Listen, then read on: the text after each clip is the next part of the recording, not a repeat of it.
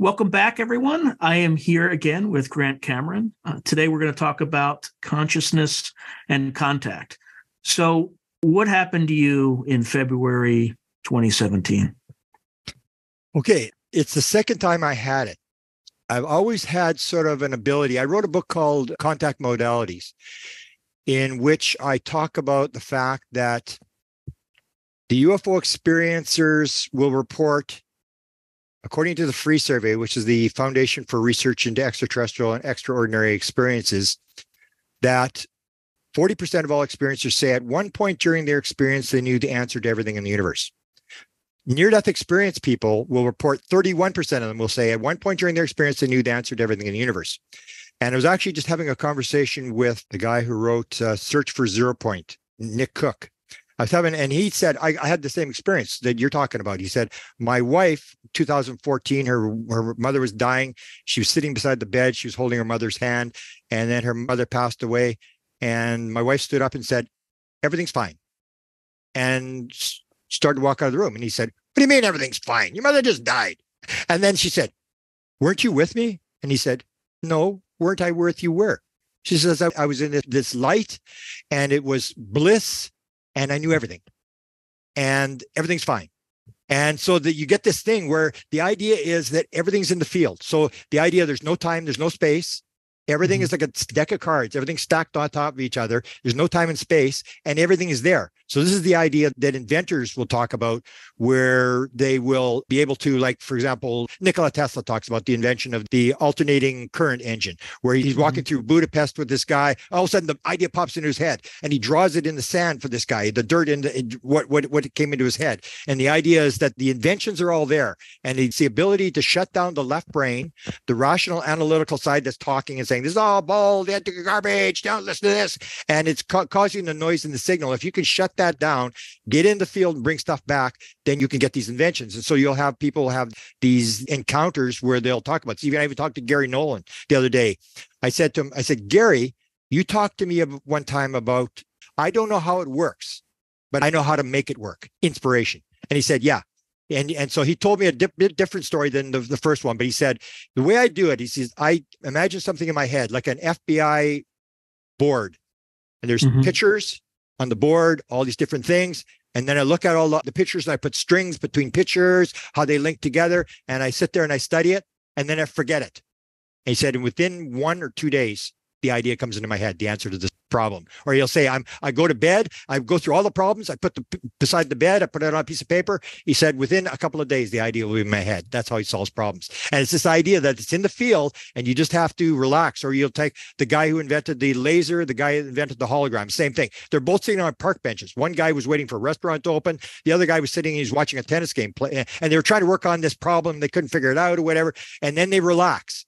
The left brain shuts down. They're just relaxing. They're just sitting watching a tennis game, very sort of like watching it. And they're sort of, the left brain goes to sleep. It sort of shuts down. The signal comes in and it's like, oh yeah. And they go running back to their lab and quickly write it all down. Or the Wizard of Oz came instantaneously to the guy and he's reading his kids a bedtime story and he's writing on the back of envelopes and he's madly, or Harry Potter, all 7 Harry Potter books came to J.K. Rowling's in a moment.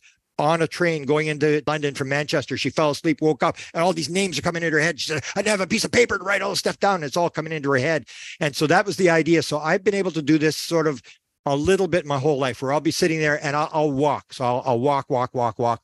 And then suddenly something will occur to me. And the thing that's the hardest to explain to people is it comes with absolute certainty. That's the thing that's very hard to explain to people. Like, it's not like this is a good idea or something. It's your voice, it's your mind, but it's like, wow, I never thought of that. It's like, whoa, it's like that. That's right. And so I could do this. And in 2012, I had the one with the consciousness download where I'm watching Colin Andrews. I didn't want to watch him, and I'm watching him lecture, and I get the consciousness download. So in 2017, I'm walking again, and I'm walking downtown, which is about 6 miles. So I walk to McDonald's, I'm having coffee, and that's about 2 miles. And then I start my walk again. And I remember exactly what street I was on, exactly where on the street I was when it happened. I'm just walking along, and all of a sudden, this idea comes into my head, and then another idea, and another idea. And what the ideas were, again, it was coming with absolute certainty. It was like, write this down, quick, quick, quick. And luckily I had a pen and a piece of paper. Usually I don't. I had a pen and a piece of paper. It was very cold. I take off my glove and I'm writing this stuff down. And what it was doing is it was saying to me the concept where not only is what you got wrong, it's exactly the opposite of what you think it is. And so it would say, is the world made out of little nuts and bolts? If it is, that's one world with certain rules and regulations. But if it's made out of consciousness, that's a whole different world. All the rules are going to change. Is it a random world or is it a pattern world? If it's random, it's one world. And then it would say, is it one life? If it's one life, then that's one world. But if it's multiple lives, then everything changes. All the rules change. And it was like this, and it was coming. And I'm writing these things down. This versus this, knowledge versus belief versus knowledge. And it was like all this kind of stuff. And it was going, and I'm going, whoa. And I'm writing it down. And then it sort of slows down. It stops. And I got maybe, I don't know, 12, 15 of them or whatever. I wrote it down, put a pen back in my pocket and my paper and started walking again. And about maybe 10 steps later, here it comes again. And I get the pen out and I keep writing in there more. And I got about 24. And luckily I wrote it down because it's exactly the same. Now I'll have like a dream. It's gone like if you don't write it down. It leaves like a dream. And like now I'll have the thing where I meditate maybe, I don't know, depending, sometimes 4 or 5 times a day. But I won't meditate for very long. I'll just sit down for 10 minutes. I'll just say, I got to take a break. Like before this interview, I said, oh, I got to take a break. I got 20 minutes. Okay. For 10 minutes, I'll just sit here and just relax. And I won't think about anything. I just relax and just sort of ease off. And then it's like, I sit there and I go into a yoga position and I sit there and I go and all of a sudden, like 15 seconds later, and it's like, comes into my head and I know, and I'm going, are you kidding me? Come on. I just sat down. I mean, can you not at least wait till and it's like just annoying. So I say, I'm not going to, and it fades, it goes away and it goes back. And I say, I don't care. I had this diagnosis that I was dying about March of last year. I was given a couple of weeks to live or a couple of months to live. Anyway, so during that thing, I had to clean up my files. I got my kid here and all this sort of stuff. And I had all these pieces of paper, and I do this all the time, where I'll get an idea and I'll write it down on a piece of paper and I'll never, ever read the paper again. And I had all these papers and I'm throwing boxes of papers out with all these notes on them, and I would look at the note and I go, what the hell was that all about? Like I had no idea what it was about. And yet when I was writing it down, it was like, write this down. So I'd have all these notes. And so that's the thing. I've had this thing where it comes in and comes out. But the one in 2017 sort of gave me this idea where, and it was influenced also by psychedelics. I did an experiment when I realized that you could get in the field. When we wrote this book on contact modalities, so you can use meditation, hypnosis, going through a front windshield of a car, trauma, child abuse, all these things, trauma, all these different things that will shut down that left brain. And it'll just, and suddenly you're in the field and you know everything and everything's floating around and stuff like that. And so then I decided I could do it the odd time, but I couldn't really dictate getting material like I got in 2017 and 2012. So I said, I hear this thing about psychedelics. I've never done psychedelics, but man, I think I'd like to try that. Even though it's a roller coaster, you're going to go on the roller coaster. Is this ayahuasca or DMT or? I was doing psilocybin. I was doing high dose psilocybin. Okay. So I was doing the 5 grams psilocybin, which is what's called a breakthrough dose. You don't want to get high. You want a breakthrough dose where just basically ego gets shut down and stuff like that. And in there, a lot of this stuff was reinforced. And what I would do when I'd go into the thing, I would say, so my first session, I'd say, I was like scared to death. So I'd go into the session and I'd say, okay, I call it the psilocybin school. That's what the book's called, the psilocybin school. And I just go and I say, okay, I'm here for school. What do I need to know? I'm not looking for an invention. What do I need to know? And it started giving me this stuff. First time it was compassion. It was this incident I had at the Mexican border with my assistant Desta, where this little kid, that was just before they started the cage thing. And these kids were there, they're from El Salvador. And I remember this girl, she was about 10 years old or 12 years old. She was bouncing a ball. She got one arm and she was bouncing this ball. She was playing with her brother. And the little kid, he was maybe 7 or 8 and they're playing together and it's freezing cold. We're all mad because it took us 2 hours to get across the border because it was a holiday and we're all upset. And I'm thinking, oh, these poor people, and they're sitting there and they have to sit there for days or whatever.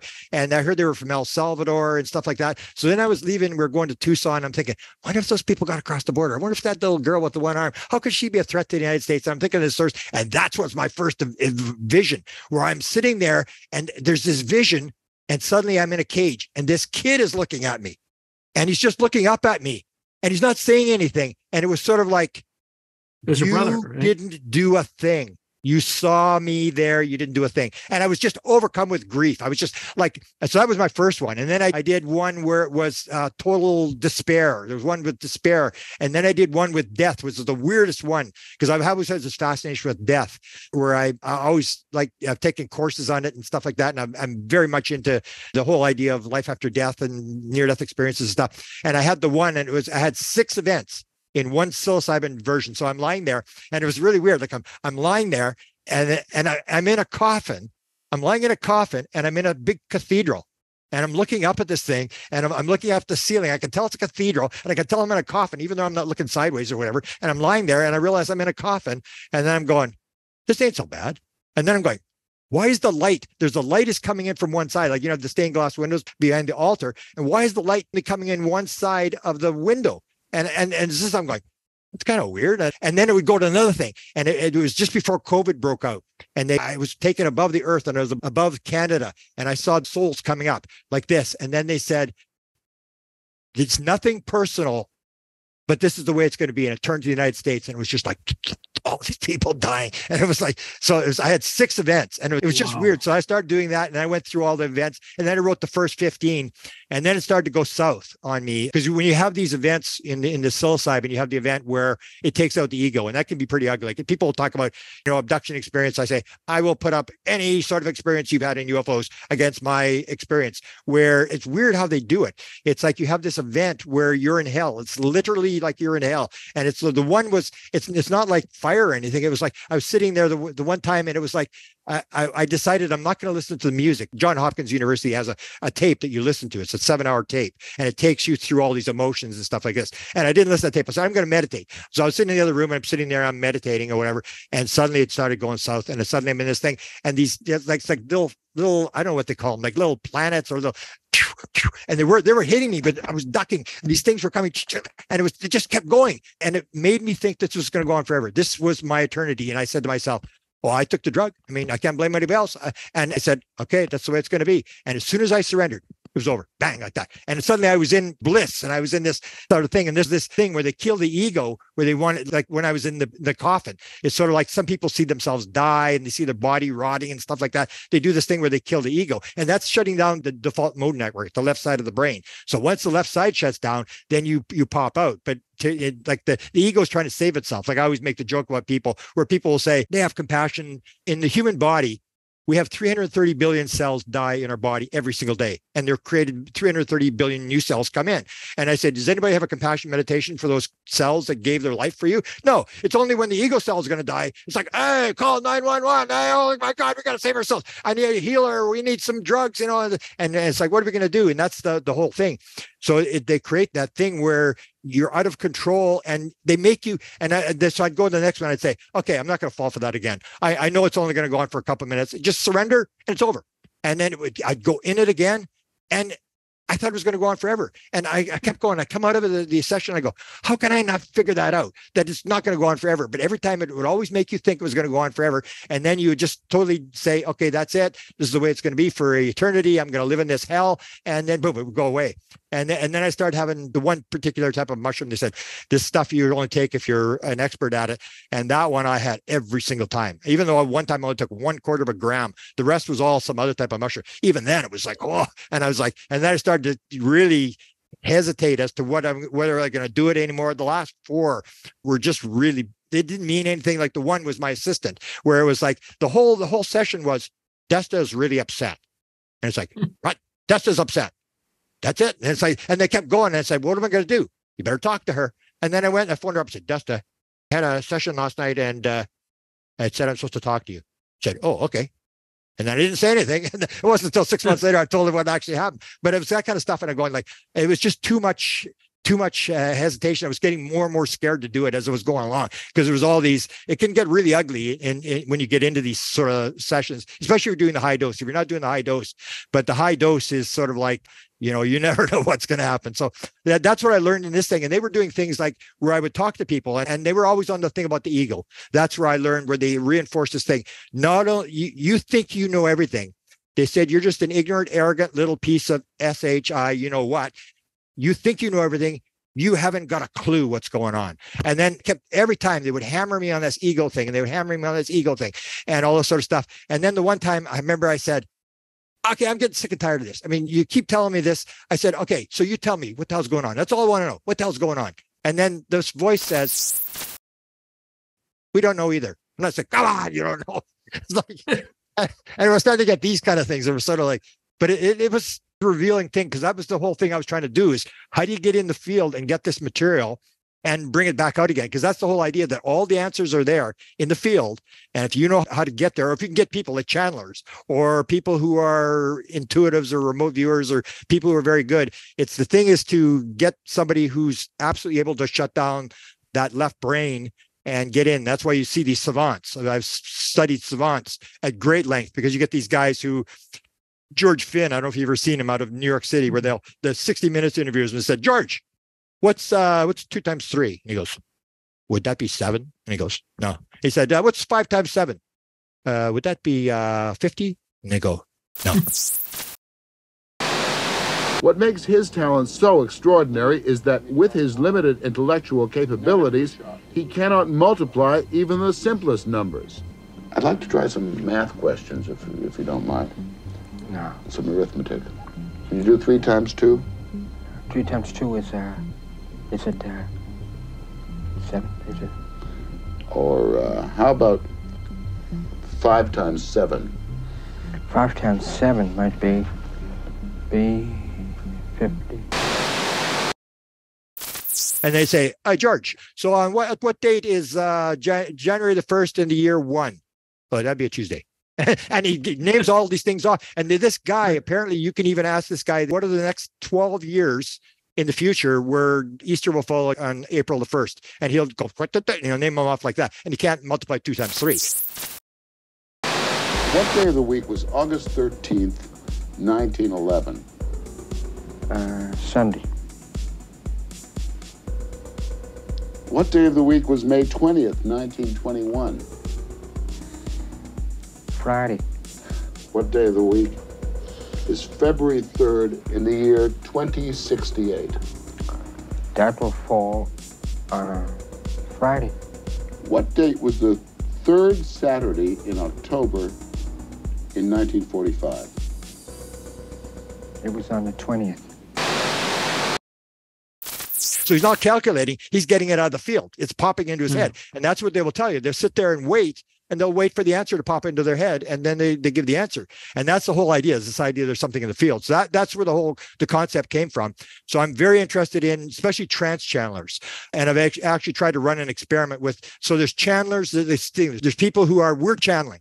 And people say, well, you're not channeling. Yeah. Where do you think the words are coming from? I speak very quickly. I mean, anybody tells me there's little neurons in my head that are putting words in the sentence, and there's somebody doing grammar, and there's somebody doing my hands, somebody doing my mouth and stuff. I said, this is total nonsense. This is coming out of the field, and the brain is the idiot in between. It's doing the work. The processor. It's an antenna. Yeah, it's an antenna. And so you get people at different levels. So then you'll get people who are channelers, but then you get people who are trance channelers, where they actually lose consciousness. They don't know what's going on, like Edgar Cayce or something like that. So I was very interested in trance channelers and this whole concept, and I'm still trying to run the experiment. I'm trying to get people involved in this. I had Bashar, who was one of the channelers, who had agreed to do this. I had a bunch of people who agreed to do it, and COVID, and there was all sorts of problems, and people were suspicious or whatever. And the idea was that Jay-Z Knight had done a channeling where she was dealing with Ramtha. So this whole story was that she had Ramtha, and they would take her DNA. They showed taking the tests before she channeled, and then they did 3 different tests, went to 3 different labs. Then they did 3 when she was channeling. And when she was not channeling, she was French and she was female. When she was channeling, she was male and she was Icelandic and whatever.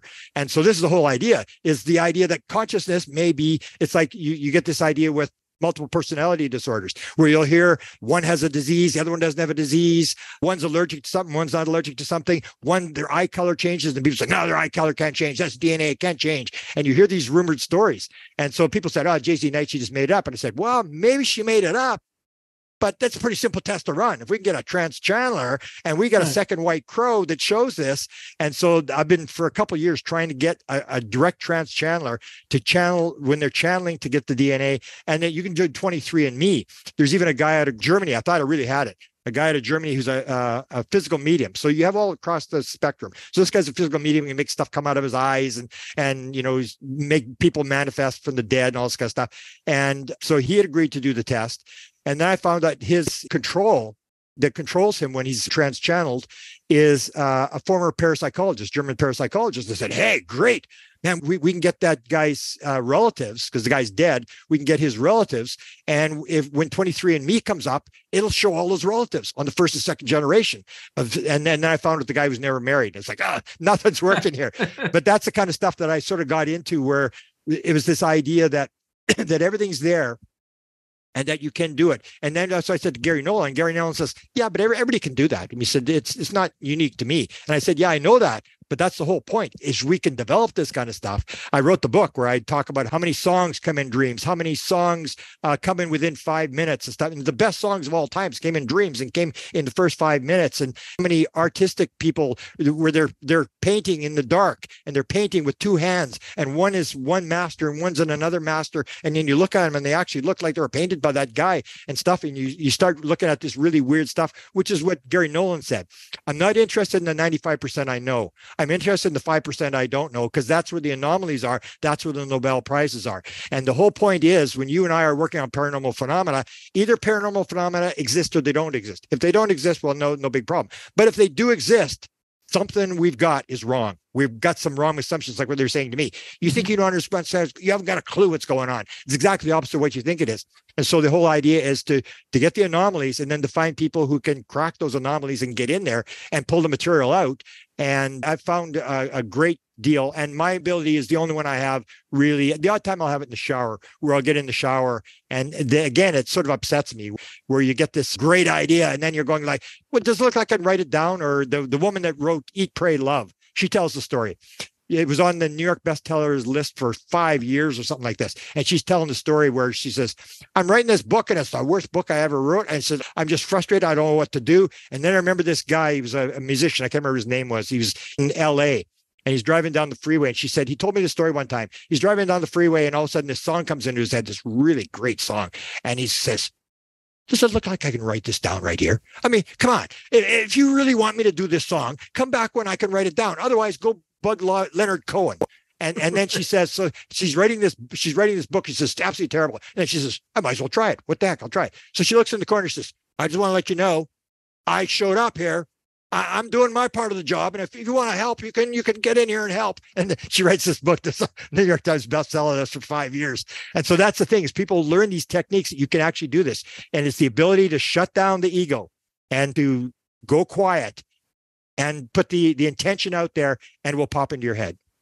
Yeah, there's a technique. It actually has a name for it, at least part of the phenomenon. It's called thought incubation. And I know, same thing, DIA in the early 1990s, they sent people to learn how to do it. It's basically, you have a very specific question.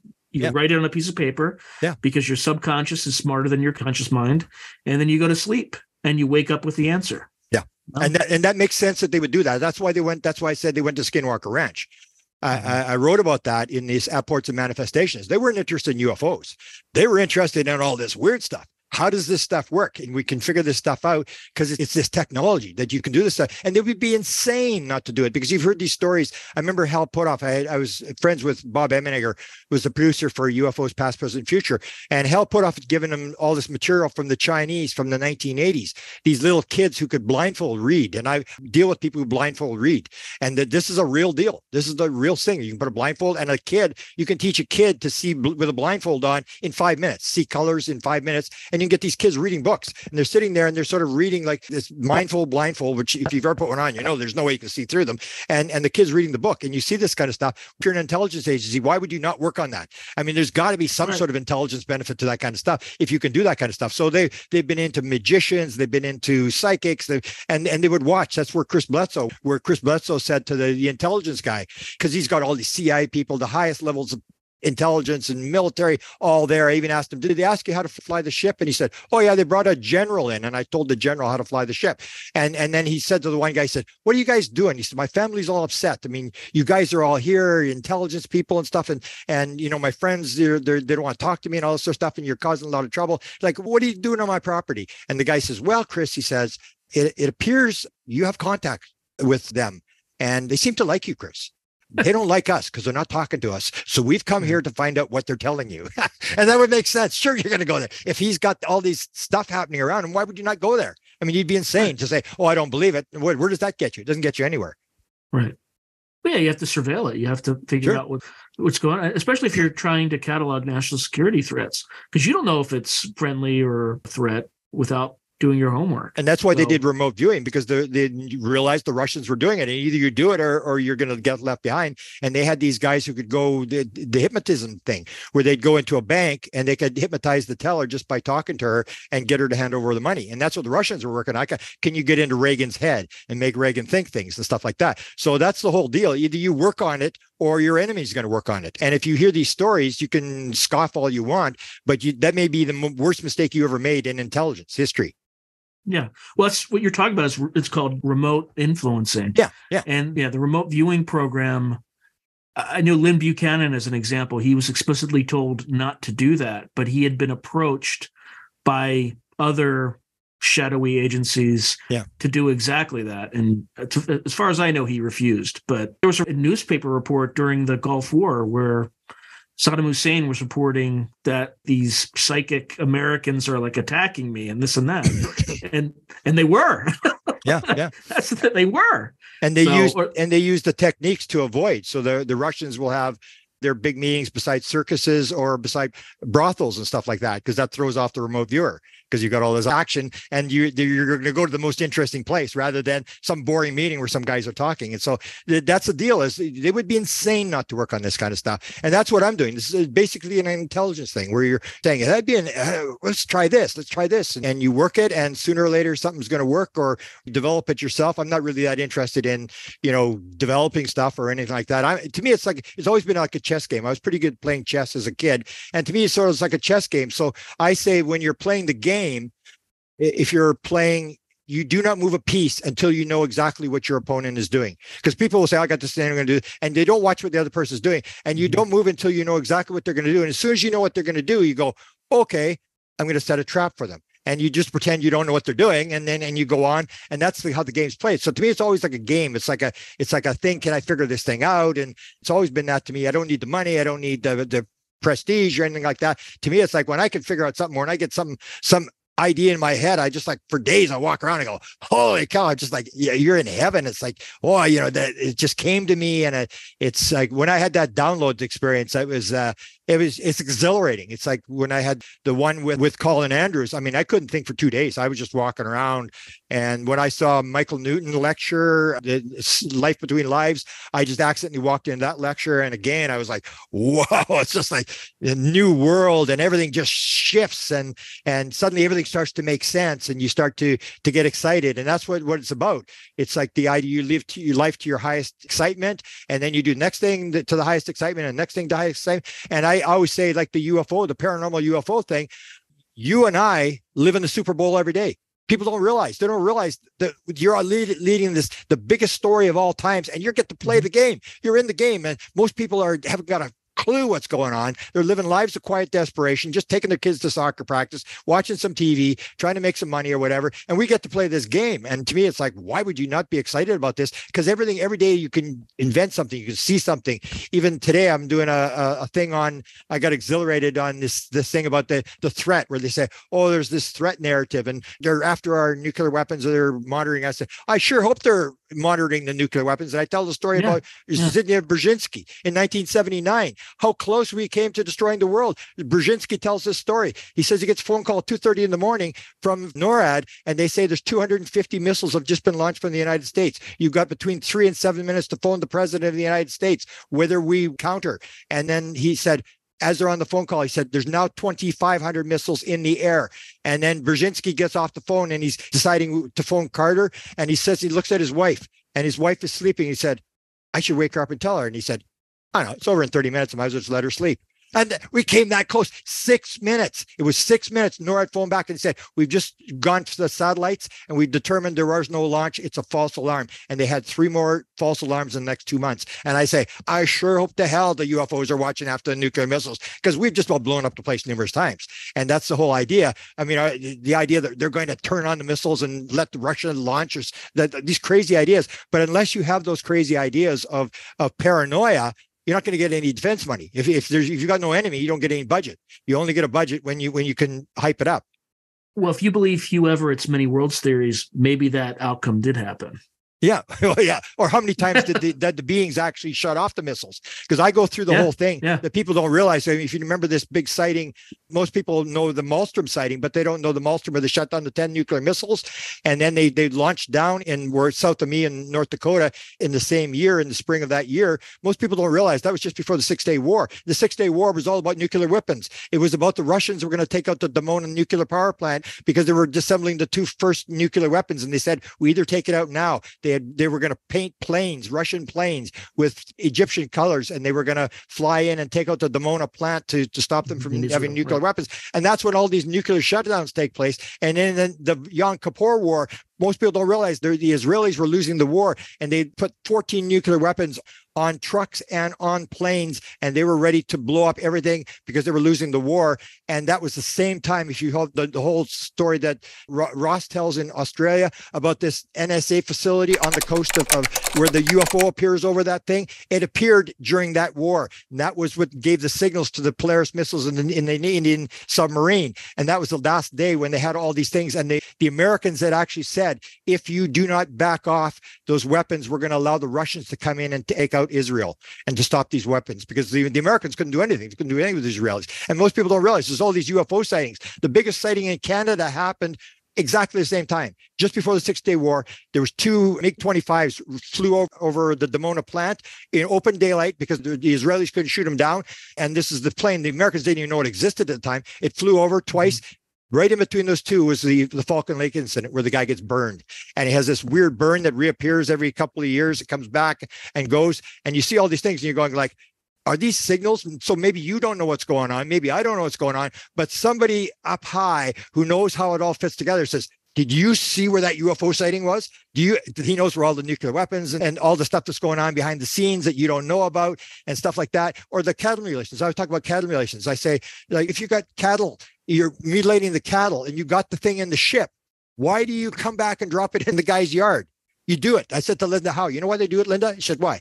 Because they want you to go take a photograph of it. They want everybody to know. They want this horror show because the one guy, this Perkins guy, came up with the thing. He said it's all downwind from nuclear activity when they were detonating bombs on Area 51. That's downrange, and they're doing they're monitoring radiation. Right. So they're not interested in the cattle in the pens. They're interested in the cattle that are feeding. And the other thing was that they pointed out that a Brahmin cow, the sacred Brahmin cow from India, there's millions of them. Not one has ever been mutilated. And so you go like, what, you start picking up these signals, you go, and when I see stuff like that, I go, hey, that's pretty cool. And it's like you're getting these little clues and you start to put it together and you see it in a different world. Whereas people just say, oh, they're mutilating these cattle. And it's like, well, why would it hasn't happened for 20 years? Why did it stop? Or they got enough serum now, they don't have to make the babies with this anymore or whatever. And the more you look at it, the more you look in depth at this stuff behind the scenes, you realize that somebody up in the government is saying, did you see where they mutilated that cow? Did you see where that cow was? And they know what's going on. I don't know what's going on. Yeah, because they'll plot it and they'll see like the downwind from radioactive plumes. Or they know there's been a radioactive leak and nobody knows and only they know. And they say, holy they know. And so that's why I say I call it the theory of wow, where I say almost everything I think the UFOs are doing, it's just a theory of wow. They want you to go, wow. They're doing stupid things like why do you have lights on UFOs? They want you to see them. They want you to report it. They want you to talk about it. Why do they mutilate cattle? Because they want to make this big scene about the nuclear thing. Why do they make crop circles that people have to try to figure out? They're doing orbs now, this very complex orb thing with the structures of orbs, and they're getting more and more complex all the time. And you see all this kind of stuff, and they just keep changing it. Or you see the beings actually change. So 1890, they're flying around in wooden ships with propellers and big sails on them. And then they turn to Foo Fighters. People say, oh, they're in our airspace. In 1945, in the Foo Fighters, they were on the edge of the plane. They were that close. And that's why I say that they're saying, even with the Nimitz, I say, you take the Nimitz thing, why did they drop from 80,000 feet down to sea level in 7/8 of a second? What do you think? That's a pre-abduction maneuver? It's like, hey, watch this. And then they say to Zogar, hey, Zogar, they're coming. The jets are coming. They finally saw us. We've been sitting here for a week. They finally saw us. Go make some big bubbles under the water. And Zogar makes some big bubbles. And they go flying over. And they go, oh, my God. And they just make this big thing. That's what Jacques Vallée said. Hey, come on. It was a sighting. It was just to make the impression that there was more nuclear firepower, according to Elizondo, in the Nimitz carrier, because they have all the submarines with the nuclear weapons and stuff like that, than they're in the state of New York. And so you realize that that's why they're after the Navy, because the Navy's got all the nuclear stuff. The Air Force hasn't got any nuclear stuff except for the silos. And you start the other patterns. For example, in 1976, there was the famous one at the SAC bases along the Canadian-U.S. border. They were on the SAC bases. So in Loring, Wordsmith, and south of me in Minot. And they were there in October and November. What happened at the same time? Right in between all those incursions inside the nuclear weapon storage areas of the 3 SAC bases was the abduction of Travis Walton. And you start going, oh, and when I had my sighting in 1975, I didn't know. I went to the guy who owned the airport, and it was a small town, 2,000 people, nothing there, no industry, no military, no nothing, just farming community. And I went to the Bob Deemer, the guy who ran the airport, and I said, Bob, it's been 30 years now. I said, well, why did they come here? Why did they come to this little dinky town? And he said, you know why they were here? I said, no, I don't know why they were, Bob. He said, I told you in 1975 why they're here. I said, Bob, it's been 30 years. I have no idea why they're here. And he said, the nuclear silos, I told you that. They were coming from the States. And I go, oh, because we all knew the United States had 300 nuclear missiles. They had 150 in the Minot field, Grand Forks field, 150. Mm-hmm. And then in 1975, in February, when the sighting started in Canada, they put in 100 new nuclear missiles. And this was pre-Star Wars. They were going to build these 3 sites, and they only built the one at Coles Route, North Dakota. And what they did is they put in 100 nuclear missiles. One's had 1 megaton warheads, one had 5 megaton. And what they would do is that the Russians launch, most people don't realize, the first target of the Russian missiles is not Washington. It's the missiles. Unless you take the missiles out, you're not going to see what's going to happen. Right. So we always knew we were gone. We were only 60 miles from the missiles. So we knew, I mean, every 10th Russian is going to come right on top of us, and we're done. And so we all knew the missiles were there, and I'd forgotten all about this. And what they did is put another 100. And so what they would do is if the Russians launched, they would shoot the first one up into outer space and try to get it in outer space and explode, and it would shred the missile as it was in outer space. And if that one missed, then they had these sprint missiles, real fast sprint missiles that would get it as it was coming in and create debris over top of the site to shred the missile. And they put them in February of 1975. That's when the sighting started. And they negotiated with the Russians and took them and decommissioned the place in November of the year. And that's when the sighting stopped. And then I said, oh, now I started getting on this nuclear thing. And that's when I started to put these things. I started looking at different sightings of major UFO events and then take a look. Was there a nuclear event at that time? And that's when I found the 6-Day War and the Yom Kippur War and all this kind of stuff. And you start to realize like, oh, there's some pattern to this stuff. And it's not the big bad aliens. It's they're monitoring the crazy guys on the ground and what we're doing. UFOs, do you think they're extraterrestrial intelligences, or do you think they're time travelers, us from the future, interdimensionals? Okay. Ultra-terrestrials? Just in the last year, I've changed. The more I go, the less I think they're ET. They're off-world, so they're not here. But this comes down to this concept of how does the universe actually work? That's my main field right now. So is there time and space? If there's no time and space, how big is the universe? It may be just a point in space. And so when you talk to the people who fly the ship, I had 36 people, and I didn't make public because there was none on the internet. So they couldn't get it from the internet. So I gathered all these, and you'd have this repeated pattern where they would say, you'd be inside the ship, like a retired Air Force colonel, finds himself on the ship. And then you start to see there's crossovers between all sorts of spiritual stuff going on. So the guy's sitting there, and then they would say to the guy, there's somebody behind him, which I didn't realize until I heard Jim Semivan talk about it. There's somebody behind him. And they say, go ahead and do it. And he says, I don't know what to do. And then the voice behind him says, you know what to do, just do it. And then he sees this panel, and he goes and puts his hand on the panel. And he said, as soon as he puts his hand on the panel, he becomes one with the craft. And he says he's flying the craft. And then he takes one hand off, and he's waiting for the thing to stall. And he takes the other hand off, and he's like, what the heck? And he's got his hands off, and he's flying this craft. So he has this thing behind him. So when Jim Semivan's talking about it, and then he's being interviewed by James Iandoli, and James is trying to get him to talk about his sighting, his beings inside their bedroom. And he doesn't really want to talk about it. And then so James is getting frustrated. He says, well, was there any telepathy involved? And he said, yeah, that was the interesting part. He said, I was standing there with my wife, and my wife doesn't remember anything. I was standing there with my wife, and there was this entity behind me. And he was putting off this guardian type thing. And I went, guardian type thing? And I said to James, ask him what side he's on, left or right. Because if you do Michael Newton, Journey of Souls, when you die, you go in front of this panel and it's a life review and they ask you, how did your life work out? You planned all this stuff and you want to do all this stuff. And your soul guide stands on your left side behind you. And I'm thinking, I wonder if that's a soul guide behind these people on board the ship. It could be you. It could be your higher consciousness. Yeah. Well, that's the whole deal. It's all one thing. It's all consciousness. It's all just one thing. And we're all connected. That's where the ayahuasca thing, where you have the ayahuasca and you suddenly realize everything's alive, conscious, and connected. And it's this idea that everything's together. Or they would say to people, for example, a lot of them, they would say to them, Ron Johnson out of Utah, he said all his were out-of-body experiences, except for the first couple. But he said they were out-of-body experiences. And then he said he was sitting there and they say to him, where would you like to go? He said, I'd like to see the Milky Way from a distance. And they said, okay. He's sitting in this chair and he's got his fingers in the end of this chair. And he said, the chair is like it's built for him. Like it actually built a chair for him. And he's sitting there. And then they say, it's within you. Go within yourself. And it's like remote viewing. So when you say to somebody, okay, here's a target, 764-321, the guy doesn't say, okay, hang on, I'm flying there right now. I'll be right there. He goes, I'm at the target. And the whole idea is it within you? And if you hear Stephen Greer there's a lot of these, when I started finding it, the Bible says the kingdom of God is within you. The Sufi expression says you see yourself as a puny being when within you the universe is enfolded. So if it's all consciousness, it's all within you. And you have this idea, for example, an out-of-body experience. A lot of people, Betty Andreasen wrote 6 books on her abduction experiences. She talks about this thing where they bring her back in this glass orb thing. She goes on these different beings and she's doing all this kind of stuff. And then they take her home. And she says, oh, I was so glad to be home. They dropped me off in the backyard and my trailer was there. And I went running to the trailer. I went in the trailer and there was my husband sleeping there. And then I saw myself sitting on the side of the bed. And I got into my body and went back to sleep. And that's the whole thing. People describe this. So if you have an out-of-body experience, and a lot of people, the head of MUFON for Japan had 22 experiences last year, and he said every single one of them was he was a meditation expert. And he said they're all out-of-body experiences. And he would go to the ship and he would deal with the beings and interact with them and stuff like that. He says it's all out-of-body experience. And so that's the whole idea. If it's all consciousness, it's all one thing. It all may be within you. There is no out there. That's what John Wheeler, the physicist, said. He said there is no out there. And it's this whole idea that it may all be within us.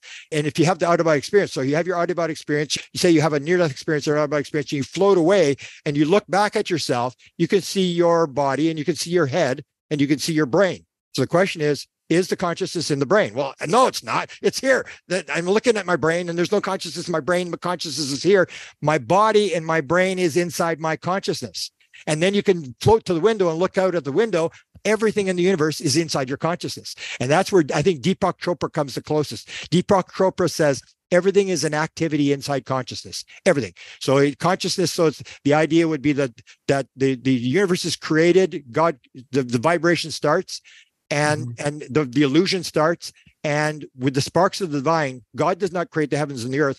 God creates the sparks of the divine, and we're the ones that are creating the heavens and the earth because it's all made out of consciousness. That's this thing when you see in channeled material and stuff, a lot of mystical material where they say, you manifest, like Seth says, you manifest everything around you. There is no other rule. This idea that we're actually manifesting what's around us. And quantum physics, that's where it's going. This idea that a particle does not come into matter until it's seen. It's all consciousness and then it comes in. And so it's double slit experiment, right? And so the more I saw this thing where, for example, the one thing that was very revealing, and Hal Puthoff talked about this, the one thing I'm amazed at, I'd like to figure out, how can the ship be bigger on the inside than the inside side? And a lot of them described this, where they go inside. The one guy said he was 73. It was a report by Len Stringfield from 1973.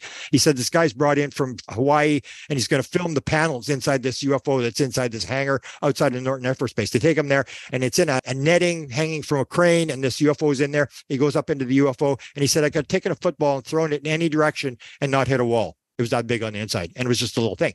And people will describe this. Terry Lovelace, if you've interviewed him, he said it was as big as a football field, as big as a football stadium on the inside. He said he couldn't believe it. It was like huge. One guy from New Zealand said, I couldn't see the end of the ship. I looked down, I could not see the end of the ship. I could look that way, I couldn't see the end of the ship. And the thing was, and you look on the outside, and it's only a couple of feet across. Chris Bledsoe told me that. He said he looked outside, it was like 20 feet across. He looked inside, it was huge on the inside. He looked outside, and that's the whole thing. So it's not the regular world. And but if it's consciousness, then you can create that kind of stuff. And then you have these things where Ron Johnson says, I looked out the window He said, there was the Milky Way in the distance. That was like 70,000 light years in 1 second. There's something wrong. And the whole idea is if it's inside yourself, it's all there. And that's how they move around. They can actually, that's the portal idea. You can actually move from here to here instantaneously.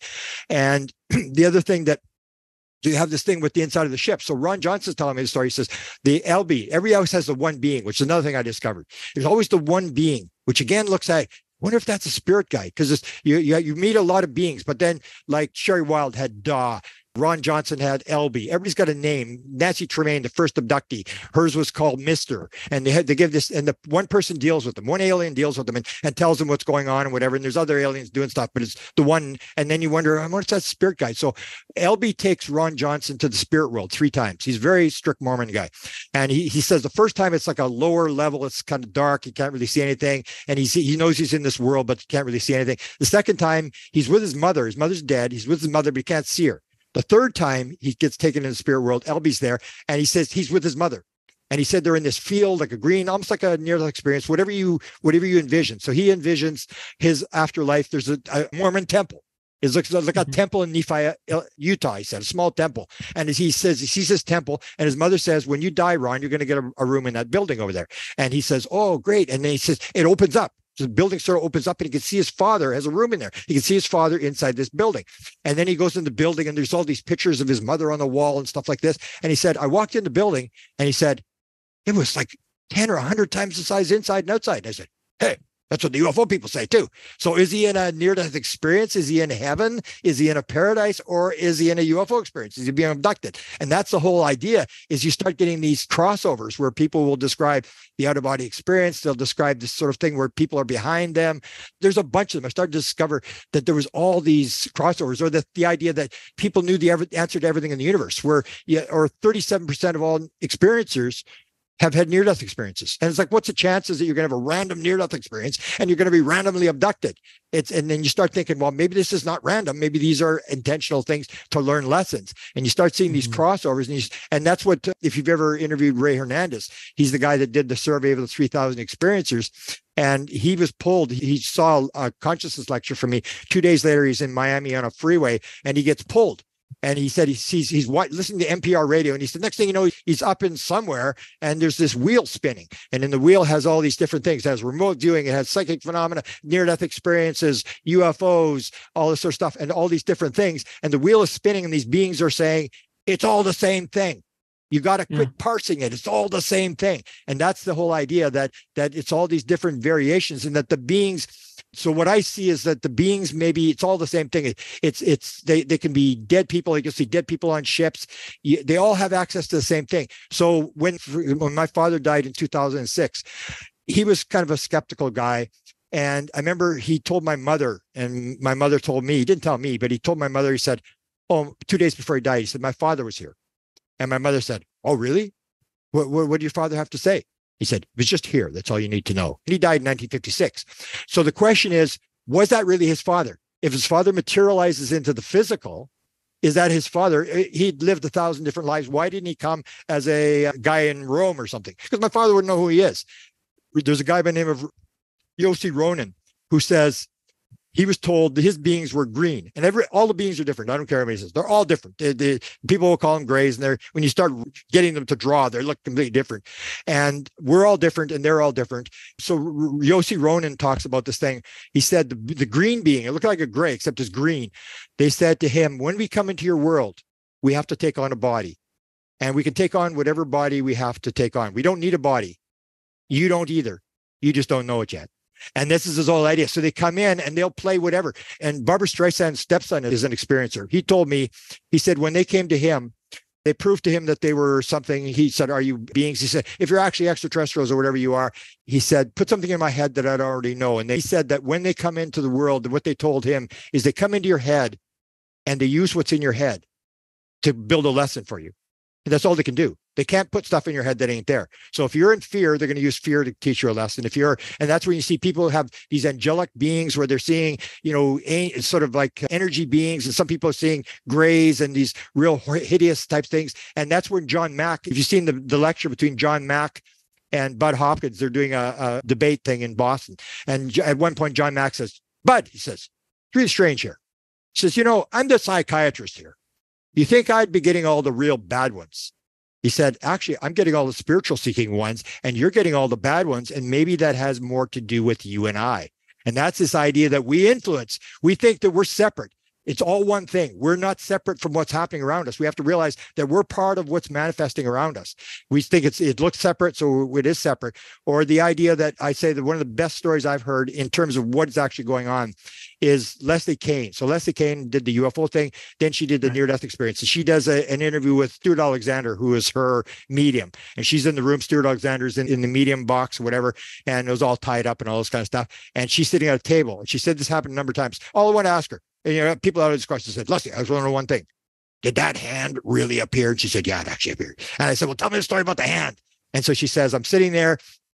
I'm at this table and there's a red light under the table. And she said the watery stuff starts to come up on top of the table. And suddenly this hand starts to appear and there's a sort of arm and hand and it's sitting there like this. And she said, I felt it. And she said, it was as real as any hand you've ever felt. I could feel the knuckles. I could feel the tendons. It was warmer than an ordinary hand and it was softer than an ordinary hand. And it was sitting there and she felt it. And she said it happened more than once. It happened 3 or 4 times that she had this hand thing. And then it banged on the table twice and then it just went and dematerialized and went back to wherever it came from. So the spirits are the same thing. They're all coming in to say, and they appear as whatever they want. So if you're a religious guy, they're going to appear as an angel. Like Chris Bledsoe is in this whole thing. It's all angels. And people will say it's all ETs. It'll appear as whatever it wants to appear as to you. That's where I heard this thing about where Jim Semivan, he's no fan of these guys. He said, jinn. He calls them. He thinks of the jinn. Yeah, right? But he says he has this guardian type thing going on about it. And as soon as he said that, I go guardian type thing, and I thought, is it on the left side? Because it's on the left side. It's a spirit guide, and they start wondering, like, what is he actually? He interprets it to be an entity. But all the people that I talk to, I'd say, for example, who are the people behind this? I don't know. I don't know if it was aliens. I don't know if it was beings. It was just somebody behind me. Or the one guy said I wasn't allowed to look back. And this is the whole idea that these people all describe these people. So why would the beings stand behind you? And why would you not be able to see them? It's like, it's something else going on. And you start wondering what's really going on. And this whole idea that it can appear as whatever it wants to appear and teach it whatever lesson. So they could all be the same thing. It could be an ET one time, same as you, or people say, oh, the ETs are bad. The grays are bad. And I say, well, if reincarnation is a fact, get ready. What happens if you wake up, you die today and you wake up tomorrow as a gray? Are you now evil? I mean, it's like everybody gets to play the roles. As Shakespeare said, all the world's a stage. All the men and women are but actors. They have their entrances and exits, and each man plays many roles. And that's, I think, is actually what's going on. That we are not the actor on the stage. We are the person watching the actor on the stage. And we get caught in that we played King Henry VIII in grade 12, and now we're King Henry VIII. No, you're not. You're no longer King Henry VIII. You played King Henry VIII. And that's when Whitley Strieber told the story. And I said to Whitley, I said, it's the best story I've ever heard that you ever told. And he said, when Anne died, she came to him later and she said, Whitley, I am no longer Anne, but I'll always be Anne to you. And for you. I said, that's exactly how it works. That she's off to do another role. And thank you for the role. We played a great thing. And thank you for being my husband and stuff like that. And that's where I see it. I see this idea that we're making this, the mistake. I say, every mistake we make is, especially when it comes to evil, I say all that's evil, considered to be evil in the modern world, is created by one thing and one thing only: the mistaken belief in separation. That we believe we're separate. We're the good guys, they're the bad guys. We can take their stuff. We're fighting. It's like a football game. So you and I are fighting, and the referees are always pulling for you, and it's unfair. And I got to be born in Winnipeg, the coldest major city in the world. And if I'd been born in the United States, I would have done something. And it was a victim. And they play this victim, and I'm this thing. And if you suddenly realize that you played this role and that you are in control, and that if you would at least accept the fact that you're responsible for whatever happened to you, even if it wasn't your fault, then you can start to cure yourself. But as long as we have this thing of separation, we go into the huddle, and I say, who wins the Super Bowl? It's the team that goes into the huddle where everybody does exactly what they're supposed to do, just like on an alien ship. There's nobody's running the show. Everybody's doing exactly what they're supposed to do. And the way we work at these days is you go into the huddle and they say, what? You want me to block? Are you kidding? I'm not going to block. I'm going for a pass. The hell with you. And everybody's doing whatever they want. And that's why it all falls apart, because everybody's doing their own thing. They're into this individual thing rather than realizing that the team thing actually works, that when everybody's working together, it works. Like the United States of America. I even have this thing where the first coin in the United States of America was the 13 colony coin, and it has "We are one." and it has the 13 colonies all linked together on the thing. And it's this oneness idea that the United States of America is great because it is united. It's the United States of America and is no longer becoming united. It's starting to break apart. And that's when it's all going to fall apart. It's this idea of oneness versus separation, which I think is the number one message that the aliens are putting across. You'll hear like Brett Oldham. He hated the Greys. He wanted to wring their neck if he could have done it. And he said to that tall Grey, he said, "Hey, let me ask you, what's your concept of God?" And he said, the tall Grey looked at him and he said, "We are one with the one who is all." And he said, I was so shocked. He said, I had to sit down on a chair. I couldn't believe he had said it. And Bashar says, the one is the all are the one. Edgar Casey said the first lesson for the first 6 days should be oneness, oneness, oneness, oneness. And you see these lessons through all these things, this idea of oneness, that if we all work together and we're all realize that you're part of me, and that if I injure you, I cut my arm off. And this whole idea that you're only injuring yourself, that if everybody tries to make the world a better place when they leave than when they entered, if 8 billion people all do that, the world's going to be a way bigger place. But the way we work at it is you put in as little as you can, put as little taxes in as you can, take out as many cars and houses out as you can. And we're working exactly the opposite way, that where stuff is going down rather than going up. So I think the main lesson to me, absolutely, from whatever this experience is this oneness message. It keeps coming across over. My friend, my assistant is a channeler, and she said, I remember she does this thing where this sparkly Gray showed her how to do it. He said, "You want to know how it feels?" And he put his hand on her shoulder, and she could feel her left brain shutting down and going into the field. And then she was able to type. She could sit there in the dark and just type and ask questions, and her fingers are typing. And then the next morning she reads what she wrote to the answers to the questions. She said, I remember the oneness thing. Every time she'd have to go capital one, because everything was oneness. There's this idea. And I think that's the main message of whatever's going on. So I think it can play whatever role it wants. The same as in 1896. I mean, these guys had the guy hanging off the rope, and they said, "Where are you from?" And they said, "Oh, we're from Mars." And they go, "Oh yeah, because we had canals. We saw the canals on Mars." And then we realized it wasn't Mars. And then they said Venus. And then we realized it wasn't Venus. And then in the 1980s, suddenly they said, "Oh, we're from Zeta Reticuli," because we realized there was these star planets. And then once we got into multidimensional, now they're from the 5th dimension to the 12th dimension, and they just keep going. Or people will say, they'll say, "Where are you from?" And they'll say, "You wouldn't understand." And I think that's true. You really wouldn't understand how it works. So they show you something that fits your worldview in order for you to understand it. But it changes. Like in the 1700s and before that, they were elves or whatever. Yeah, right? Yeah, exactly. It changes, and people don't realize it's morphing. I said, I've been in since 1975, and I can absolutely guarantee you that when I was there, it was ground traces. There has not been a ground trace for 25 years where it lands, leaves the pod marks, and burns the grass and stuff. That hasn't happened for 25 years. Cattle mutilations haven't happened for 20 years. This is the odd one, but it really hasn't happened. In the 70s, everybody was up with a shotgun. There were so many cattle mutilations going on, and the crop circles went, and they got more complex, and then they sort of petered out, and now they're doing the orb thing, and they just go, it's like, I get another new page, let's try something different, and they're doing something new, and it just morphs as we go along,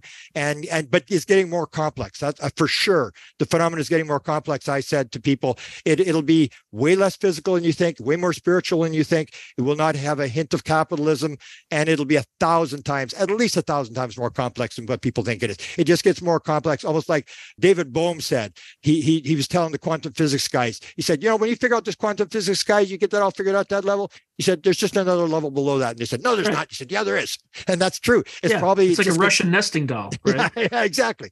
And that's and it's probably it's the same way going down, and it's probably the same way going up. Yeah. Right. Yeah.